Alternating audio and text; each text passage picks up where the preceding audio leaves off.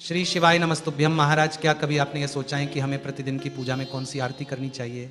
देखिए, जो भी माताएं बहनें प्रतिदिन भगवान का पूजन करती हैं, उनके मन में यह प्रश्न जरूर आया होगा कि हमें रोज की पूजा में कौन सी आरती करना चाहिए, कौन सी ऐसी आरती गानी चाहिए जिससे कि भगवान हमारी पूजा को स्वीकार करें, और पूजा करते समय हमें किन नियमों का पालन करना चाहिए। तो महाराज, इन सभी सवालों के जवाब आपको इस छोटी सी वीडियो के माध्यम से मिलने वाले हैं। तो देखिए, घर की जो माताएं बहनें होती हैं वो अधिकांश घर में पूजा पाठ करती हैं, यानी कि भगवान को प्रसन्न करने का कार्य करती हैं। तो सभी माताएं बहनें इस वीडियो को जरूर देखें ताकि आपको भी इन सभी सवालों के जवाब मिल सके। क्योंकि भक्तों, कहीं ना कहीं अगर आपसे पूजन के दौरान कोई गलती भी हो रही होगी तो आप भी अपनी इस गलती को सुधार सके। देखिए, जो भी लोग अपने घर पर रोजाना पूजन करते हैं, भगवान की आरती करते हैं, तो आप सभी ये वीडियो पूरा जरूर देखें। तो देखिए भक्तों, अधिकांश लोग सुबह भगवान को स्नान कराते हैं और शाम को दिया लगाते हैं, और सुबह और शाम हम आरती जरूर करते हैं। तो सवाल यही आता है कि हमें पूजन के दौरान कौन सी ऐसी आरती करनी चाहिए जिससे कि हम सभी देवी देवताओं को प्रसन्न कर सकें और सभी भगवानों का भी हमें आशीर्वाद मिल सके। तो क्या रोज के पूजन में आरती गाना जरूरी है, और आरती के बाद क्या हमें कोई मंत्र भी बोलना चाहिए? तो चलिए भक्तों, सबसे पहले जानते हैं कि समय की कमी में, यानी कि यदि आपके पास समय कम है तो कौन सी आरती करनी चाहिए। तो देखिए, ऐसा तो कोई नहीं होगा कि जो रोज बिना पूजन के ही काम से निकल जाता होगा। कहने का अर्थ है सभी रोज पूजन जरूर करते होंगे। तो देखिए, जो लोग सुबह किसी कार्य के लिए जाते हैं या फिर नौकरी पर जाते हैं तो उन्हें भी आरती जरूर करनी चाहिए, लेकिन आरती थोड़ी बड़ी होती है जिसमें आपको समय भी लग सकता है, पर पूजन के समय आरती करना बेहद ही अच्छा माना जाता है। लेकिन यदि आपके पास आरती के लिए समय नहीं है तो फिर नियम क्या कहता है, सबसे पहले हम इस बारे में जान लेते हैं। उसके बाद हम जानेंगे जो माताएं बहनें घर पर रहती हैं, पूजन पाठ में विशेष ध्यान देती हैं, तो उनके लिए पूजन पाठ के दौरान कौन सी आरती अच्छी मानी जाएगी, इस बारे में हम जानेंगे। तो देखो, यदि आपकी कोई मजबूरी है, सुबह सुबह जल्दी में आपको काम करके और नौकरी के लिए या अन्य कार्य के लिए जाना होता है। देखिए, सुबह किसी भी नौकरी के लिए या ड्यूटी के लिए सभी महिलाओं को भी जाना होता है और पुरुषों को भी जाना होता है। तो भक्तों, सवाल यही आता है कि हम जल्दी में भगवान का पूजन तो करते हैं, लेकिन जल्दी होने के कारण हम आरती नहीं गा पाते हैं, यानी कि आरती नहीं कर पाते हैं। हालांकि हम पूजन रोज करके जाते हैं, आरती उतार कर जाते हैं, तो यहाँ पर हम सही कर रहे हैं। तो देखो, यदि आपकी कोई मजबूरी है और आपको जल्दी में अपने कार्य के लिए निकलना होता है, प्रतिदिन जल्दी उठना पड़ता है, तो आप एक कार्य कर सकते हो कि जैसे ही आप भगवान को स्नान वगैरह कराते हैं, फिर उनको वस्त्र पहनाते हैं, फूल समर्पित करते हैं, इसके बाद आपको आरती भी अवश्य करना चाहिए। फिर चाहे आप आरती गाकर मत करो, बिना गाए भी कर सकते हो। इसके भी कुछ नियम होते हैं जिनके द्वारा आपको आरती करना चाहिए। अब देखो, ये आरती भी दीपक जलाकर की जाती है या फिर कपूर को जलाकर की जाती है। तो आप जैसे आरती करना चाहे वैसे कर सकते हैं, पर अगर गाय के शुद्ध देसी घी से जो दीपक जलाया जाता है और अगर उससे आरती की जाती है तो बहुत ही शुभ माना जाता है। और यदि शुद्ध घी नहीं है तो आप तेल का दीपक जलाकर भी आरती कर सकते हैं, और कपूर के साथ भी आप इस आरती को कर सकते हैं। पर बिना आरती किए आपको भगवान की पूजा नहीं करनी चाहिए, क्योंकि ऐसा करने से आपकी जो पूजा है वो स्वीकार नहीं होती है। तो आपको बिना आरती गाए ही ये आरती कर लेनी है। तो इस आरती को करने के लिए आपकी जो पूजा की थाली है या फिर जो आपने दीपक जलाया हुआ था, उसी से आपको यह आरती करनी है। तो देखिए भक्तों, सबसे पहले तो आपको जो दीपक आपने जलाया था, जो पूजन की थाली थी, इसे आपको भगवान के सामने 7 बार घुमाना है। तो हमें सभी भगवानों की आरती करनी चाहिए। यदि हम बिना आरती गाए आरती कर रहे हैं तो इससे भी भगवान हमारी पूजा को स्वीकार जरूर करते हैं। तो यदि आपके पास समय बहुत ही कम है, यानी कि आपको सुबह जल्दी जाना होता है, तो आपको बिना आरती गाए ही आपको उस पूजन की थाली को या फिर जो आपने दीपक जलाया था, इसे आपको भगवान के सामने जरूर घुमाना चाहिए। तो आपको कम से कम 7 बार उस पूजन की थाली से या दीपक से भगवान की आरती जरूर उतारनी चाहिए।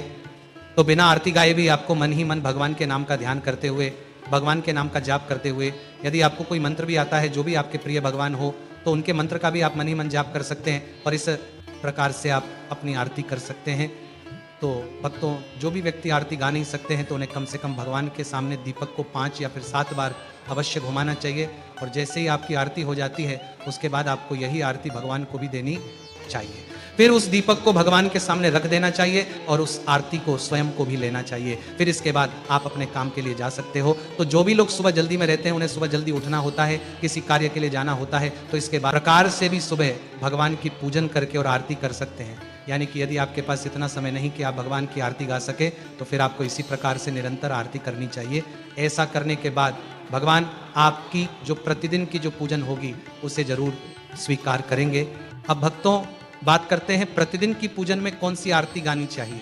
यानी कि जिन माताओं बहनों के पास भरपूर मात्रा में समय है, तो जो माताएं बहनें घर पर रहती हैं, तो उन्हें रोज सुबह उठ करके यदि वह पूजन करती है, तो उसमें उन्हें कौन सी आरती करनी चाहिए, जिससे कि भगवान उनकी पूजन को स्वीकार कर सके और आपको अपनी पूजन का संपूर्ण फल मिल सके। तो देखिए भक्तों, यदि पूजन आरती की बात हो ही रही है, तो जब भी आप पूजन करें और यदि आप उसमें प्रतिदिन आरती गा रहे हैं, तो ये आपके लिए बहुत ही अच्छा संकेत माना जाता है। तो यदि हम आरती करते हैं तो भगवान हमारी पूजन को और अच्छे से स्वीकार भी करते हैं। पर अगर आपकी कोई मजबूरी है, आपके पास समय नहीं है, तो फिर आप हमने जो आपको अभी तरीका बताया है उस प्रकार से भी आरती कर सकते हैं। तो यदि आपके पास कम समय है तो आप छोटी आरती भी गा सकते हैं, आपको बड़ी आरती गाने की आवश्यकता नहीं है। छोटी आरती गाकर भी आप लोग अपनी आरती कर सकते हैं। तो देखिए, प्रतिदिन की पूजा में हमें कौन सी आरती करनी चाहिए। तो सबसे पहले तो आपको भगवान को स्नान कराना चाहिए, फूल और उस चढ़ाना चाहिए। फिर उसके बाद आरती गाए, जिससे कि भगवान हमसे प्रसन्न हो सके। तो आरती गाने के लिए भी आपको, जो हमने आपको पहले नियम बताया है, दीपक जला करके या फिर कपूर जला करके ही आपको आरती प्रारंभ करनी है। तो देखो नियम क्या कहता है कि जो भी व्यक्ति आरती कर रहे हैं या जो भी माताएं बहनें आरती कर रही हैं, तो जो भी आपके सबसे प्रिय भगवान हैं, यानी कि जो भी आपके इष्ट है, जो सबसे प्रिय भगवान हैं, जिनको माताएं बहनें सबसे ज़्यादा पुकारती हैं, यानी कि आप जब भी सुबह सुबह पूजन करें तो उस समय जो भी आपके सबसे प्रिय भगवान हैं, जिनको भी आप मानते हैं, तो उनकी आपको आरती करना चाहिए। वैसे देखिए भक्तों, भगवान सभी एक ही है, लेकिन सभी का अपना अलग अलग भाव रहता है। कोई किसी भगवान को मानते हैं, कोई किसी भगवान को मानते हैं। तो आप जिन भी भगवान को बहुत अधिक मानते हैं, जिन पर आपका बहुत अधिक विश्वास है, उनकी आपको आरती करना चाहिए। तो देखिए, उदाहरण के लिए मान लेते हैं कि आप प्रतिदिन शिव मंदिर में भी जाते हैं, भगवान शिव पर जल भी चढ़ाते हैं, उनका पूजन भी करते हैं, तो आपको भगवान शिव की बता आरती करना चाहिए। अब आपको ऐसा नहीं करना है कि एक दिन तो आपने शिव जी की आरती कर ली, दूसरे दिन आपने कृष्ण जी की आरती कर ली, तीसरे दिन अपने भगवान विष्णु जी की आरती कर ली, चौथे दिन अपने माँ लक्ष्मी की आरती कर ली। तो आपको यहाँ पर ऐसा नहीं करना है, क्योंकि भगवान सभी एक ही है।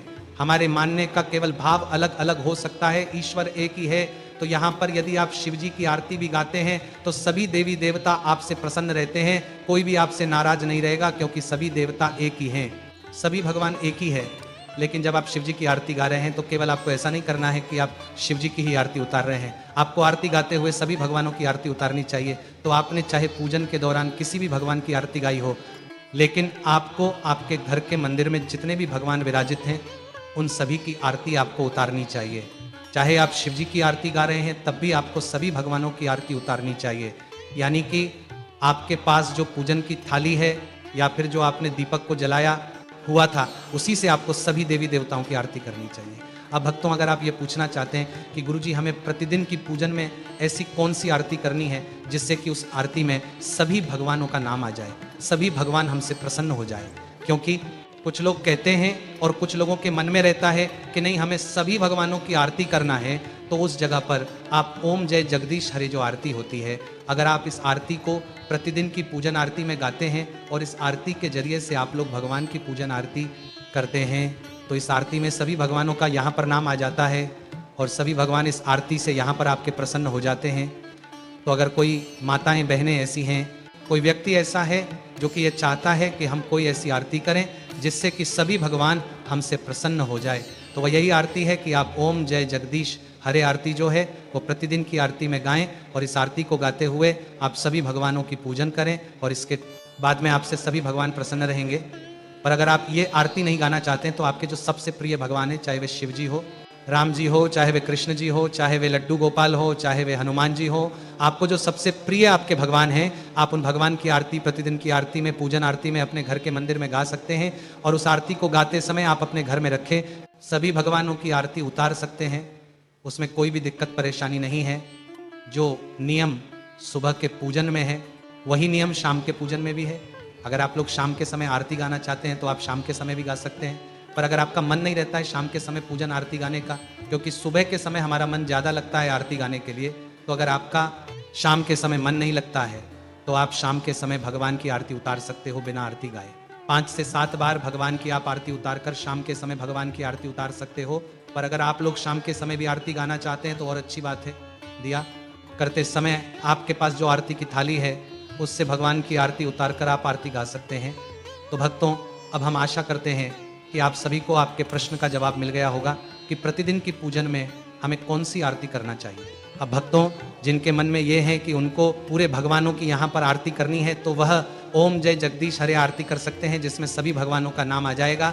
और अगर आपके पास समय है तो आप जितनी चाहे उतनी भगवानों की यहाँ पर आरती कर सकते हैं। पर जब तक आरती गाएंगे, जब तक आपके घर की घंटी भी बजनी चाहिए और जब तक आपकी आरती की थाली भी भगवान के सामने घूमती रहनी चाहिए। यही नियम रहता है पूजा का। अब भक्तों, ये बात हो गई हमारी पूजन आरती की, जिसमें हमने आरती उतार कर भगवान को भी आरती दे दी और खुद भी आरती ले ली।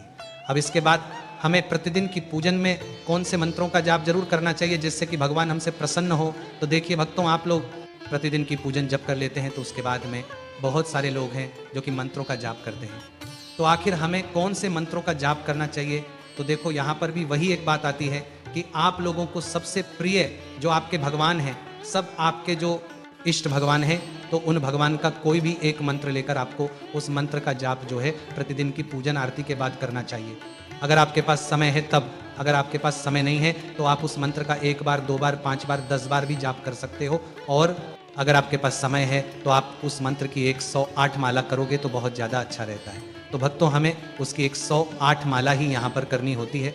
जैसा कि उदाहरण के लिए हमें भगवान शिव जी बहुत प्रिय हैं, हम भगवान शिव जी को बहुत मानते हैं, तो हम ओम नमः शिवाय का जाप यहाँ पर कर सकते हैं या भगवान शिव जी के कोई भी एक मंत्र का जाप कर सकते हैं। हमें भगवान कृष्ण जी ज़्यादा पसंद है तो हम उनके कोई एक मंत्र का जाप कर सकते हैं। प्रतिदिन मंत्र एक ही होना चाहिए, मंत्र आपको बदलना नहीं चाहिए।